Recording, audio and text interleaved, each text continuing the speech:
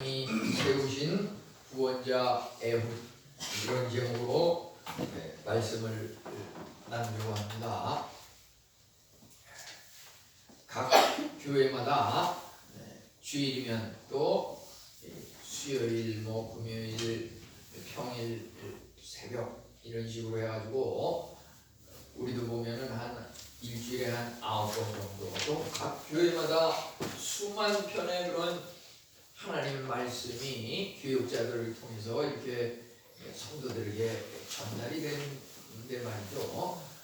과연 그 하나님의 말씀이 얼마만큼 성도들에게 받아들여지고 얼마만큼 성도들이 그 말씀의 은혜를 받고 그 말씀대로 살아가는지, 지금 한국 사회가 왜 이렇게 하나님의 말씀이 많이 전파되는데 전혀 변화가 없고 가면 갈수록 더 혼란스럽고 이런 문제가 발생하는가? 우리는 이러한 것들을 꼭 한 번쯤은 짚고 넘어가야 하리라고 생각이 듭니다. 그 이유는 바로 하나님께서 우리에게 그 말씀을 주실 때 그 말씀이라고 하는 것은 우리 개개인에게 80억 인구에게 다 준다고 해도 그 사람 한 명 한 명을 향해서 하나님께서 1대1 대면을 하면서 그 말씀을 주는 거라고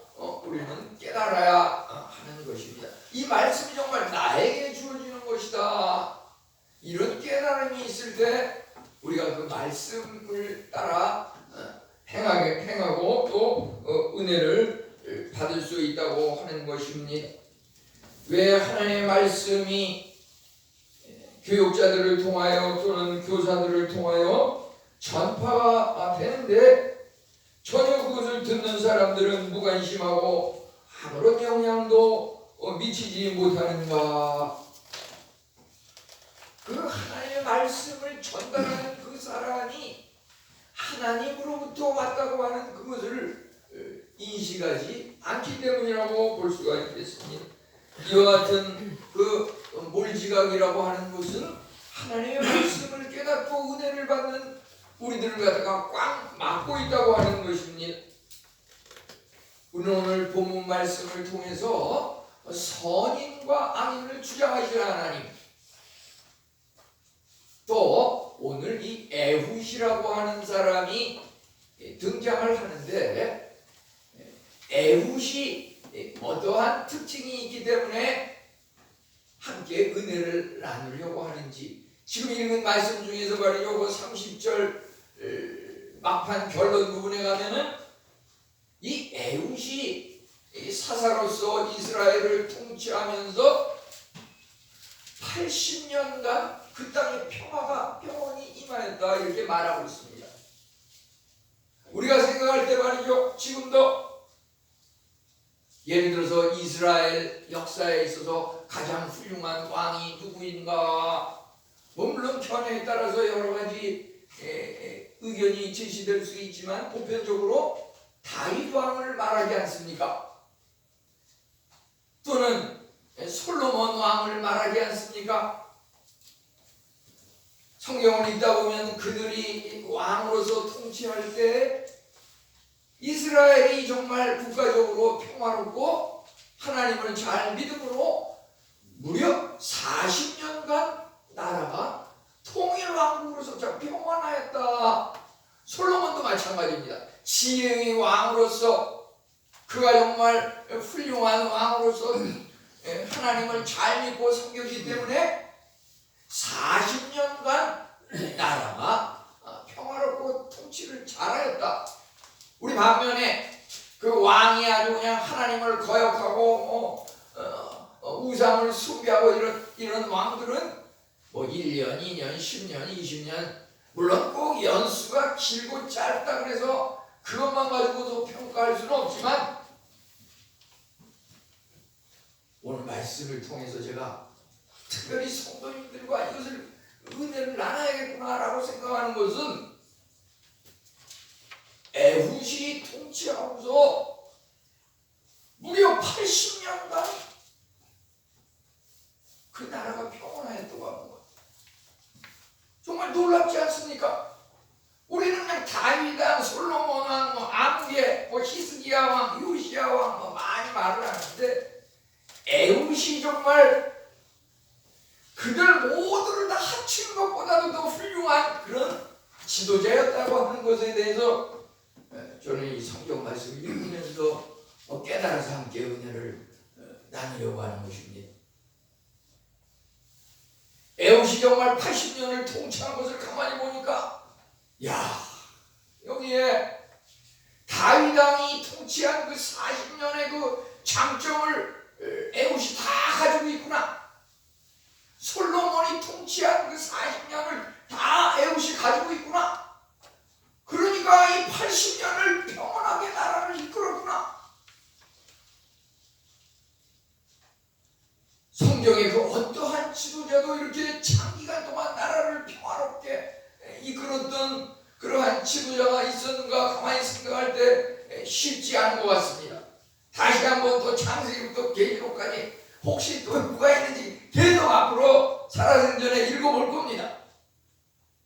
저는 이 말씀을 통해서 에훗에 대해서 한번 연구하고 에훗이 어떠한 사람들의 이와 같은 은혜가 임했는가.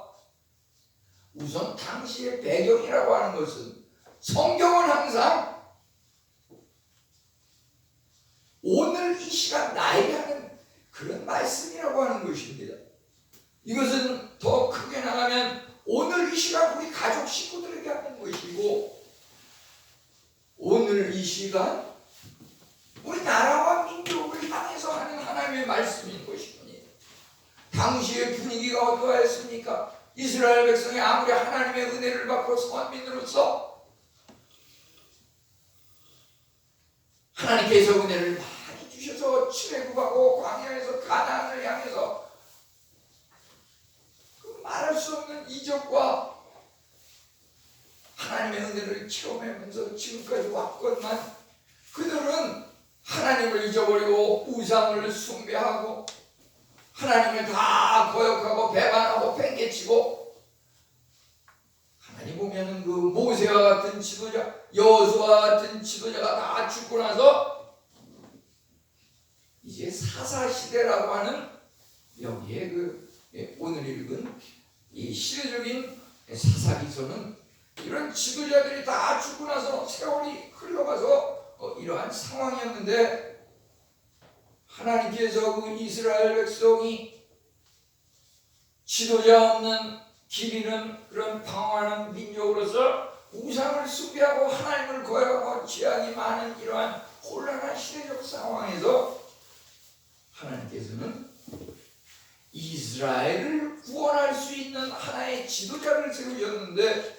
그가 바로 에훗이라고 하는 그 사사를 세우셨던 것입니다. 그래서 그 에훗을 통해 가지고 그 나라를 갖다가 다시 한번 이렇게 일으키는 그 과정이 지금 우리가 읽은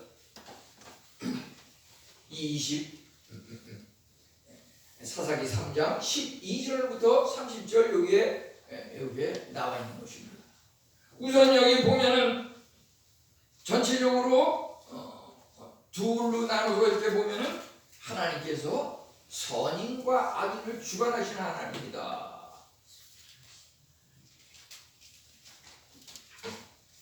모든 말씀이 말이죠. 우리 인간은 하나의 소우주인데 우리 인간, 우리 개개인으로 보면은 우리 안에 누구든지 선과 악이 공존하고 싸우고 있습니다. 내 안에 선은 하나님의 말씀을 따라서 순종함으로 복을 누리자. 내 안에 있는 악은 하나님 살아있어. 말도 안 되는 소리야. 세상과 짝하면서 하나님 말씀을 무시하고 아무 영향도 받지 않고 그냥 우상을 숭배하는 여기 등장하는 인물을 그 애씨가 두 명이 나옵니다. 오늘 읽은 말씀에 애씨가 두 명 나온 거 발견하셨어요? 악인 애씨는 여기 모압왕 에글론입니다. 성이 애씨고 이름이 글론입니다. 에글론. 이제 선인 애씨는 누구냐면 이스라엘의 그 사사 애굽, 이렇게 두 명이 등장하는데요. 우선 여기 그 에글론이라고 하는 모압 왕 아기는 어떠한 사람이었는가, 그것을 우선 보고 그 다음에 이 선인 에굿은 어떠한 사람이었는가, 그것을 보는데, 악인도 하나님께서 주장하시고 선인도 하나님께서 주장하신다고 하는 것입니다. 이제 우리는 여기서 그 에웃을 통해 가지고 말이죠, 다윗의 40년 통치의 장점을 에웃이 다 가지고 있구나. 솔로몬의 그 40년 통치의 그 장점을 에웃이 다 가지고 있구나. 저는 이 사사기 3장을 읽으면서 물론 다윗에 대해서, 솔로몬에 대해서 성경에 뭐 그냥 사무엘서, 열왕기서, 잠언서, 우리 많은 그 성경이 다윗과 솔로몬에 대해서 이야기합니다. 에웃에 대해서는 이야기하고 있는 게 많지 않아요. 그러지만 정말 그들이 다스리면서 나라가 얼마나 평화로웠느냐. 지금 지도자를 우리가 6천만이 지도자를 세우지만 그 왕이 정말 1, 2년, 2, 3년 버티는 것도 그게 만만치 않은 거거든요. 사실을 하게 되면 우리는 여기에 대해서 우선 선인과 악인을 주관하시는 하나님인데, 악인은 여기서 그 에글론에 대해서 우리가 살펴봐야 하고, 그 다음에 선인은 에웃에 대해서 하나님께서 어떻게 주장하시는가. 이 에글론은 악인이었고 모압 왕이었고 하나님의 심판의 도구로 쓰였다고 하는 것입니다. 이스라엘 자손이 하나님 앞에 악을 행하였습니다. 하나님의 말씀을 듣지 않고 우상을 숭배하였습니다. 그로 인해서 하나님께서 이방 모압 왕 에글론을 강하게 하심에, 또 이스라엘을 대적하게 하심에, 이 모압 왕 에글론이 이스라엘을 쳐서 종려나무 성읍을 점령한지라. 이스라엘의 그 종려나무 성읍이라 얼마나 그 자연 환경이 좋고 거기에 물질과 자원이 풍성한 그 종려나무 숲을 점령했다고 하는 것입니다.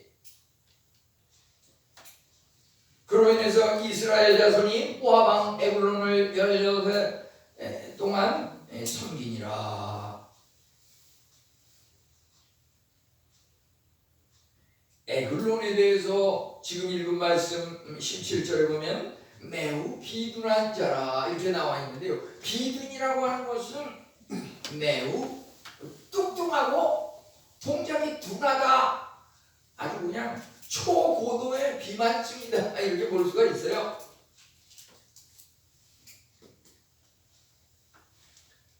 하나님께서 왜 그 앞에 복과 저주를 두시는데, 하나님을 잘 순종하는 사람은 복을 주고 불순종하는 사람은 저주를 주시는데,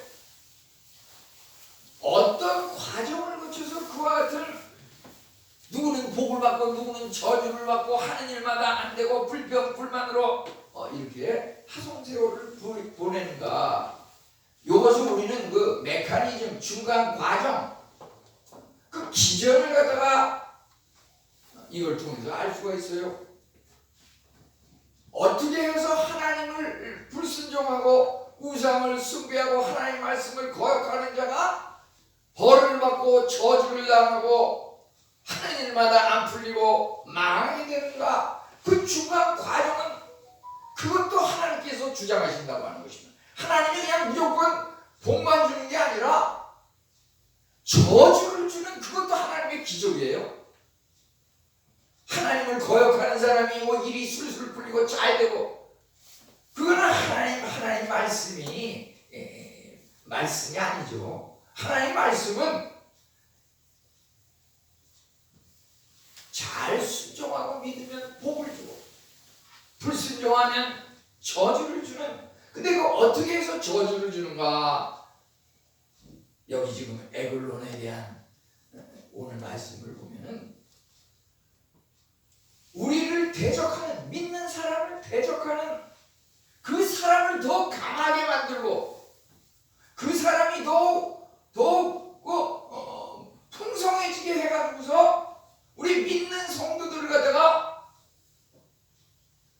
심판하고 믿는 성도들을 괴롭게 하고 믿는 성도들이 멸망당하고 하는 일마다 풀리지 않게 하는 그것이 하나님께서 마귀 사탄의 세력을 강하게 해가지고서 그거에 쓰러지게 만든다고 하는 것입니다. 하나님을 순종하고 열심히 믿는 사람은 하나님께서 악인과 그 이방왕, 세상의 권세, 세상의 그 명예, 이 모든 자들을 갖다가 다 쓰러뜨리고 죽여가지고 하나님을 믿는 사람이 하는 일마다 형통하고 하는 일마다 잘 평강을 얻도록 이렇게 하신다고 하는 것입니다. 물론 그것이 권선징악이라고 해서 우리 한국 사람의 고전 소설에 보면은 선하면 높이고 악을 행하면 징계하고, 그것은 어찌 보면은 한국 사회에 있는 그 유교 사상에 젖어 있는 그런 잘못된 문화인데요. 이 기독교는 꼭 권선징악은 아니고요. 잘못을 해도 하나님께서 회개하고 깨닫는 자, 또 하나님께서 한없는 자비와 사랑과 긍휼로 용서하시고 끝내는 구원하신다고 하는 그 하나님의 성품에 대해서 우리가 깨닫고 알고 믿고 생활해 나가면, 아무리 우리 과거가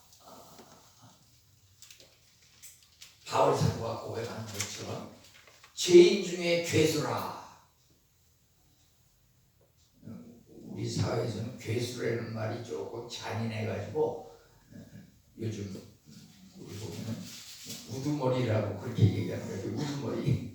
그래가지고 이제 내가 죄인 중에 우두머리라 그러는데, 그 죄인 중에 그 우두머리라 할지라도 하나님께서 이 사도 그러면 12제자를 보통 이야기하지만 그 앞에다가 그 자를 붙이게 됩니다. 영어로는 더 그러는데요. 그 사도 그러면 그것은 바울 사도 한 명을 지칭하는 겁니다. 사도 중에서 최고의 사도, 그는 그 행적과 과거가 죄인의 우두머리였다고 하는 것입니다. 예수 믿는 사람만 보면 전부 잡아죽치고 감옥으로 가두고, 스데반 집사가 돌에 맞아 순교하고 핍박당할 때에도 잘했다 박수치고, 그게 사도 바울이었어요. 그지만 그가 하나님을 믿고 예수님을 영접하는 것을 통해 가지고 변화돼서 그 사도가 된 것이 아닙니까? 이제 우리는 이 에훗이라고 하는 사람은 이 에글론과 반대로 선인으로서 이스라엘의 그 2대 사사로서 하나님의 구원의 도구로 쓰임받았다고 하는 것입니다. 여기 사진에 보면은 그냥 비만증이 그냥 보통 비만증이 아니라 성경 앞에 보면 매우 비둔한 자라, 이 그림에 있는 것처럼 말이죠. 그 뚱뚱하고 비리하기가 좀 더 이 머릿속에 들어오게 하기 위해서 이렇게 사진으로 표현했다고 볼 수가 있어요.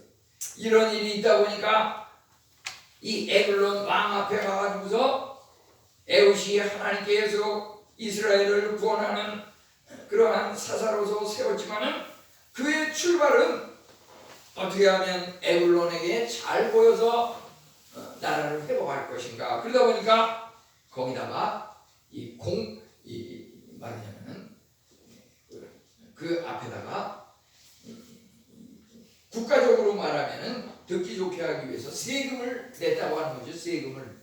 그 모압 왕 에글론 앞에 가서 세금을 내고 뭔가 잘 보이기 위해서 이렇게 행했다고 하는 것이죠. 에훗이 처음에.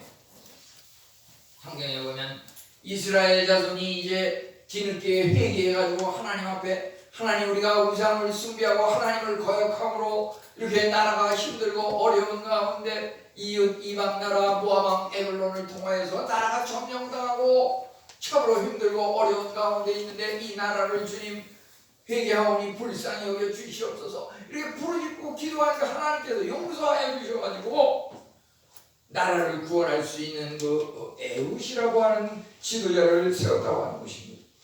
그를 위하여 한 구원자를 세우셨으니 그는 곧 베냐민 사람 왼손잡이 에훗이라. 이 에훗이 말이죠. 이제 설명에 들어가겠지만은 여기서 특별히 에훗의 특징에 대해서 왼손잡이 에훗이라. 이 베냐민이라고 하는 지파에 속하는 에훗인데 이 베냐민이라고 하는 말의 그 뜻은 이 벤이라고 하는 것은 아들이라고 하는 말이고 야민, 아민이라고 하는 것은 말하자면 사실은 이것이 오른손잡이라고 하는 그런 뜻을 지녔습니다. 베냐민 지파는 지금도 그러지만은 대부분의 그 백성들이 오른손잡이가 주종이고 왼손잡이는 극히 드물어요.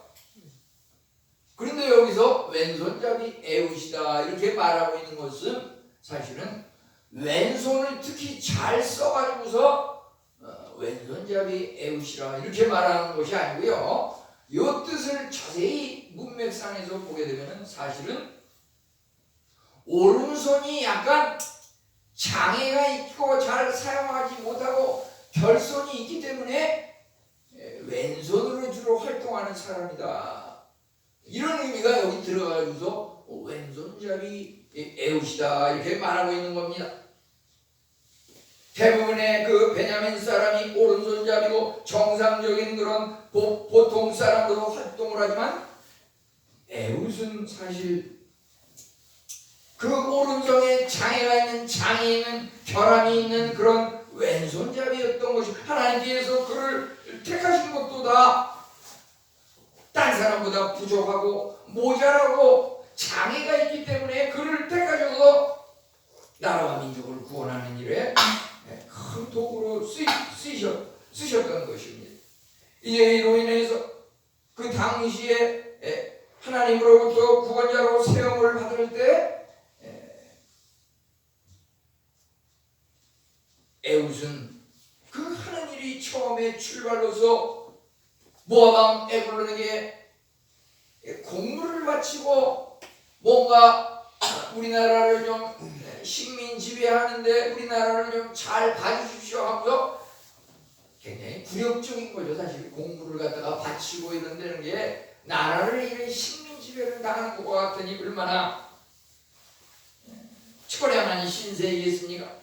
그것의 출발은 하나님을 잘 믿지 못하고 우상을 숭배해가지고 이 지경까지 왔는데 이제 하나님께서 이 이스라엘을 구원할 구원자 에훗을 세우신 것은 이제 에훗이 뭔가 머릿속에 앞날을 나라와 민족을 생각하면서 내가 저 이방 모압 왕 에글론을 갖다가 구워 삶아야겠는데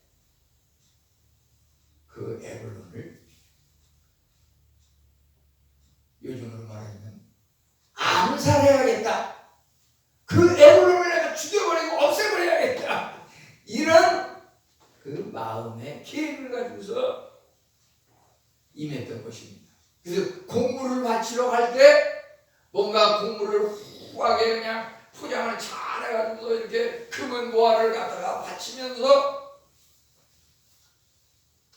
에글론 왕으로 하여금 마음에 흐뭇하고 뭔가 뿌듯한 그런 반격에 뭔가 방어를 갖다가 주춤하는 그러한 분위기를 타가지고서 에훗이 에글론 그 왕을 암살하는 이 장면이 여기에 나오고 있는 것입니다. 그것을 이제 차츰 살펴보면은요,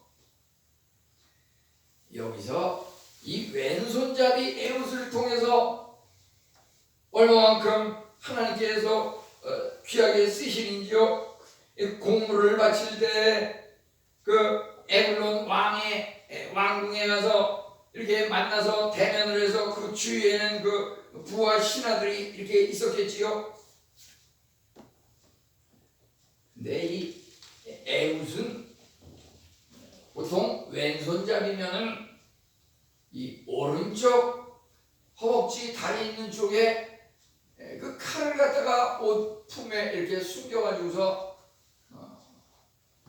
필요시에는 그 오른쪽 다리 쪽에 이렇게 숨겨가지고서 왼손으로다가 이제 칼 뽑아가지고서 이렇게 사용을 하는 것이고, 그런데 이제 보편적으로 대부분이 99.9명이 다 오른손잡이이기 때문에 오른손잡이는 이 왼쪽 다리 이 바지춤 이런 데다가 칼을 숨겨가지고서 필요시에는 오른손으로 칼을 꺼내가지고서 이렇게 사용을 하는데 말이죠. 이게 궁전에 들어갈 때 거기서 무슨 보안 검사를 다 하겠죠.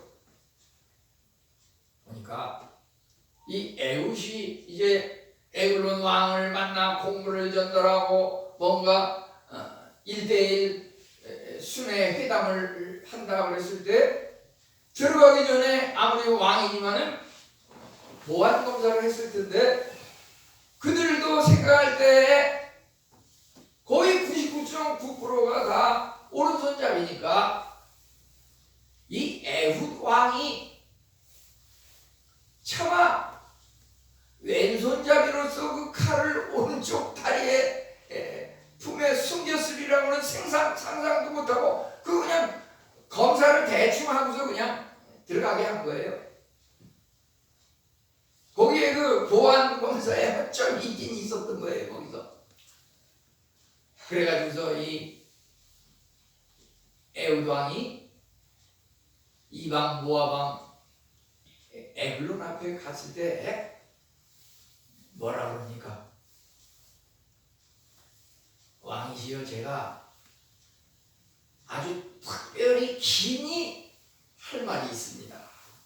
이것은 정말 천기누설이 되면 절대 큰일 나는 거고, 그가 그 대신에 거기다가 말씀해 보면 하나님께서 나를 통해 전달하시려고 하는 그런 귀한 말이 있는데, 이거는 절대 주위에 있는 그런 신하들이라든지 딴 사람이 들으면 큰일 납니다. 이것은 정말 에글론 왕 당신에게만 특별히 전해야 될 내용입니다. 이러니까 그 에글론 왕이 그 신하들을 다 밖으로 내보내고 1대1로 딱 대면을 하게 된 거예요. 그때 된 이때다 하고서 에훗이 왼손으로 오른쪽 품에 숨겨놨던 칼을 가지고 에글론 왕 배를 찌르니, 어떻게 세게 찔렀는지 그 칼끝이 등으로 해서 이렇게 튀어나왔다고 성경에 이렇게 나오고 있어요. 뭐 그렇게 되니 뭐 그냥 아무리 그 장대하고 비대하고 튼튼한 사람인들 배견하겠어요. 그냥 쓰러져 엎드려가지고서 죽은 거죠. 우리 여기서 이제 보면은 다윗과 솔로몬의 장점을 겸비한 에훗이 어떤 면에서 다윗의 그러한 장점을 가지고 있다. 다윗 그러면 뭔가 용맹스러운 그런 왕이 아닙니까? 그가 출발할 때부터 왕이 되기 전부터 그 왕으로 들어가게 된 그 과정을 보면은 블레셋의 골리앗을 물맷돌을 하나를 가지고서 물리치지 않았습니까? 사울왕조차도 기골이 장대하고 신체가 거대하고 그 나라에 약 수많은 쌍자라는 사람이 있었지만 그 골리앗 앞에 감히 무서워가지고 접근도 못하는데 다윗왕은 그 왕이 되기 전에 소년으로서 양을 치면서 그 물맷돌을 던져서 자기가 키우는 양을 사자와 맹수로부터 보호하는 그 과정에서 여러분 물맷돌을 가지고서 보호하는 그런 훈련 과정이 있지 않았습니까? 그것을 가지고 이제 골리앗 앞에 가서 그 물맷돌을 갖다가 던져가지고 그 이마에 딱 맞춰가지고서 골리앗이 쓰러지지 않았습니다. 이 다윗왕의 그 용맹 그것을 에웃이 똑같이 가지고 있다고 하는 것은 지금 읽은 말씀 중에서 3장 21, 22절 보면 이제 에웃이 1대1 대면하는 그 방에 들어가가지고서 에블론 왕이 안심하고 뭐 곡물도 받았겠다 흐뭇해가지고서 여호와가 나한테 뭐 부탁할 게 있어서 왔나 하고서 방어를 느슨하게 하고 있을 때 에웃은 이제 오른쪽에 있는 그 칼을 갖다가 왼손으로 뽑아서 왕의 몸을 찌르니까 그 칼자루가 나를 따라 들어가서 그 끝이 등까지 나왔고 그는 고꾸라져 죽었던 것입니다. 이와 같은 그 적의 왕 앞에 가서 1대1로 대면하면서 그를 암살하는 데 성공을 하지. 에웃의 용맹이 아무도 접근하지 못하는 그 골리앗에게 다윗이 접근해가지고서 무슨 갑옷투구와 큰 칼을 가지고서 싸움을 가지고 조그만 물맷돌을 몇 개를 가져와가지고서 던져서 돌려가지고서 골리앗의 이마를 치고 그 이마에 돌이 박히니까 골리앗이 탕탕탕 하면서 쿵 하고 쓰러지는데 그 용맹이 정말 다윗왕의 용맹, 소년 다윗의 용맹과 이 에웃의 용맹 정말 이것은 비까비까하지 않습니까? 그리고 하나님께서 이 왼손잡이 에웃을 사용하였던 것은 상대방으로 하여금 오른손잡이인 게 당연하다고 방심하게 만들기 위해서 우리가 지니는 어떤 결함, 오른손의 그 장애 이와 같은 것이 오히려 하나님께서 우리를 그것을 통해서 귀하게 쓰시는 그런 하나님이시라는 것을 생각할 때 우리는 그것이 오히려 또 감사의 조건이 될 수가 있는 겁니다. 우리는 또 에웃에게서 솔로몬의 그 겸손과 지혜를 보게 됩니다. 솔로몬이 정말 지혜의 왕이라고 하는데 에웃에게 그와 같은 면이 어떻게 발견이 됩니까?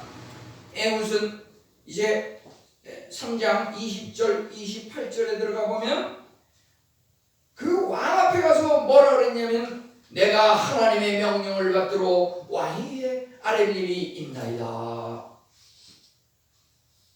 또 에웃 왕 앞에 가서 하나님의 명령 말씀을 담대하게 전했을 뿐만 아니라 그 이스라엘 백성 자손들에게는 하나님 여호와께서 모압을 너희 손에 넘겨주셨느니라.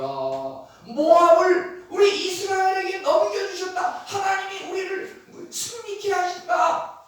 이런 담대한 믿음과 하나님 말씀을 백성들에게 또 이렇게 전해가지고 그 싸움에 앞장서서 나갈 수 있게 한 것입니다.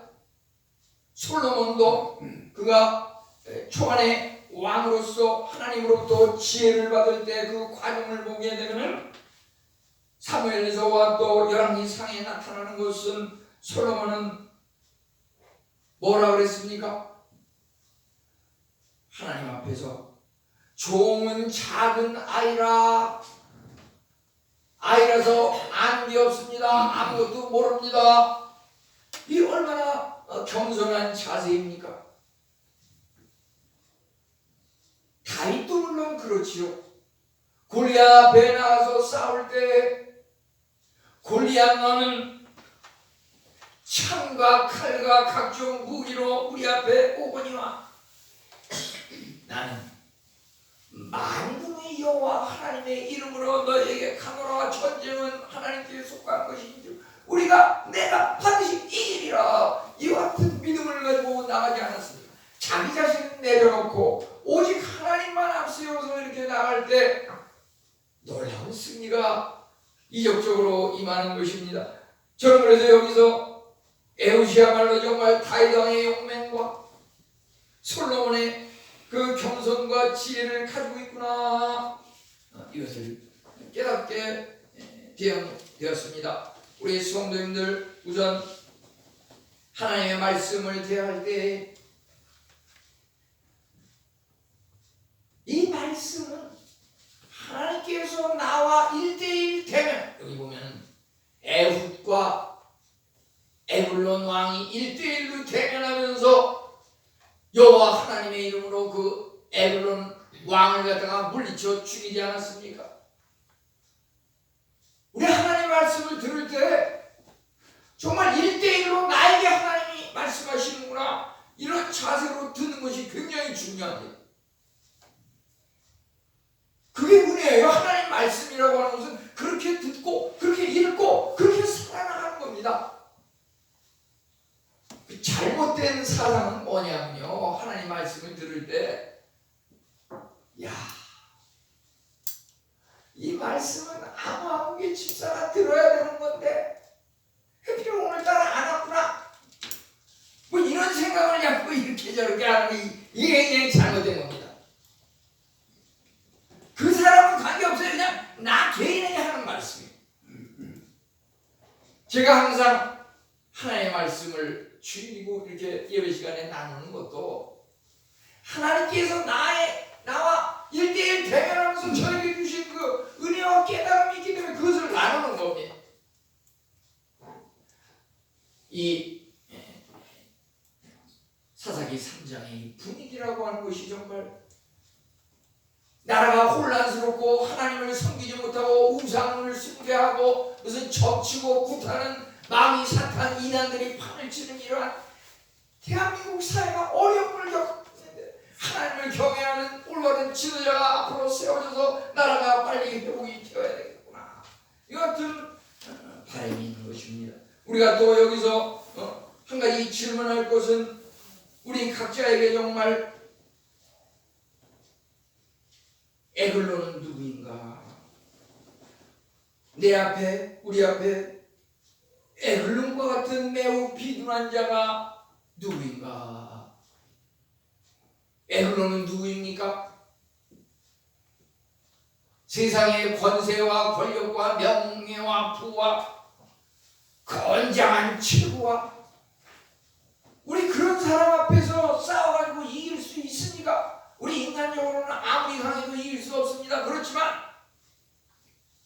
에훗이 하나님 말씀을 믿고 하나님께서 나를 이스라엘을 구원하는 구원자로 세우셨구나, 이 하나님의 그 개인적인 음성이 들리면서 믿음을 가지고 나가서 이스라엘 민족을 구원하고 적의 왕 에글론을 물리쳐 죽인 것 같이 나에게 가지고 있는 이 기도의 제목들, 소원들, 나 혼자는 그거 이룰 수 없는 것입니다. 우리가 그래서 하나님을 믿는 것이고 하나님께서 우리와 함께 하시면 그러한 것들이 능히 풀리는데 그것을 하나님께서 이 에훗을 통해서 우리에게 보여주고 있는 것입니다.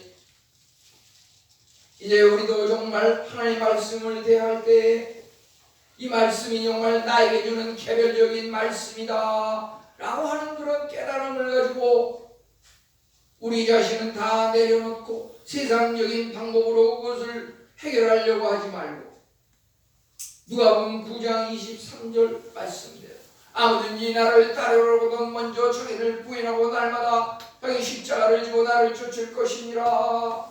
우리 자신을 내려놓고 하나님을 우리의 마음의 왕자라고 하나님께서 우리의 삶을 인도하셔서 승리케 하시는 그 하나님임을 우리는 우리 이 에훗을 통하여서 우리는 깨닫게 되는 것입니다. 그 무수한 곳에 하나님의 말씀이 얼마나 중요한지요. 우리가 어떻게 우리를 압박하는 그 에글론과 같은 세상 것들을 물리칠 수 있습니까? 애굽처럼 하나님의 그 말씀이 나에게 개인적으로 주어진다고 하는 그런 깨달음을 가지고 하나님의 말씀을 최소 1년 1도 날마다 하나님의 말씀을 대할 때 이 말씀이 나에게 개인적으로 하시는 말씀이구나. 그 깨달음이 우선 있는 다음의 문제가 내가 우리 가정 식구들을 말씀으로 구원하고 내가 애굽처럼 이 나라와 민족을 구원하는 그 지도자의 역할을 감당하고 이 모든 것들이 내 개인이 우선 하나님의 말씀이 1대1로 나에게 하는 그 말씀이라는 그 깨달음이 필요한 것입니다. 우리가 그렇다고 하면 하나님의 말씀 안에서 살아가야 되고 여호수아 1장 8절 말씀대로 이 율법책을 주야로 묵상하며 그 가운데 기록한 대로 다 지켜 행하라. 그리하면 내 일이 평탄할 것이라. 내가 형통하리라. 세상 사람들은 꽃길 망가게 하지 없어서 꽃길 망가라. 하나님의 말씀이 우리 안에 살아 역사할 때 우리가 날마다 형통하는 삶을 살 수가 있는 것입니다. 저녁 때가 되면 오늘도 살아 역사하셔서 나에게 주신 하나님의 은혜를 찬양하게 되고요. 하나님께 가까이 가 그 믿음이 자꾸 자라나야 할 텐데 하루 세끼 밥을 먹었는데 영적인 양식을 내가 먹었는가? 우리 영적인 양식 정말 몰아서 물론 먹어도 돼요. 아침에 성경 한 장, 점심에 성경 한 장, 저녁 때 성경 한 장, 하루 성경 3장 읽으면 내가 영적인 양식을 먹은 겁니다. 우리 이것 없이 그냥 날로 은혜를 받는 그러면 안 됩니다. 양심이 있어야 됩니다. 하나님께서 말씀하시는 것을 순종하고 따를 때 하나님께서 그 같은 은혜를 주시는 것입니다. 우리 애굽처럼 그 당시의 시대적인 분위기처럼 많은 사람이 우상을 숭배하고 어려움으로 주위에 마귀 사탄의 세력들이 판을 치고 우리를 괴롭게 하고 도전해 오지만 우리는 하나님의 말씀으로 나아가 믿고 승리함으로 하나님을 영화롭게 하는 우리 성도님들 다 되시기를 축원합니다. 하나님 감사합니다. 우리 하나님께서 세우신 구원자 에웃을 통하여